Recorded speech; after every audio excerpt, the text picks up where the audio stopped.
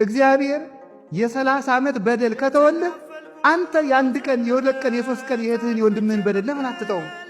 እግዚአብሔር ሁሉ ዕዳ ትቶልህ ሰርቀህ ዝም፣ ዘሙተህ ዝም፣ አመንዝረህ ዝም፣ ተሳድበህ ዝም፣ ደብድበህ ዝም፣ እግዚአብሔር ሁሉ ዝም ብሎ አይተዋል። እግዚአብሔር ዕድሜ ዘመንህን አንተን ችሎ የለም ወይ? አንተን እንዲያርጎ ከቻለ ለምን አትችልም?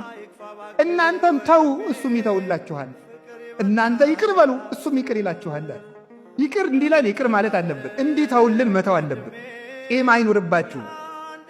ቂም በሰው ልብ ውስጥ ተቀምጦ የሰውን ሕይወት የሚበላ ትል ነው ይላል ወግሪስ የሚባለው። የሰውን ሕይወት የሚቦረብር ቂም ነው። ቂመኛ ሰው ሰላም የለው።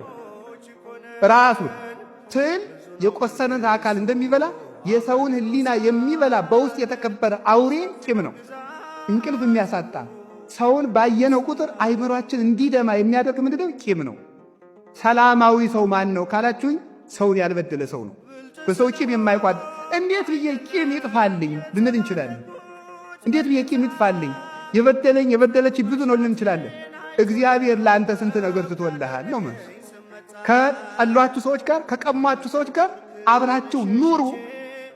ሰላማዊ ሰው እግዚአብሔርን የሚመስል ሰው እንኳን ከሰው ጋር ከአውሬ ጋር መኖር ያውቃል።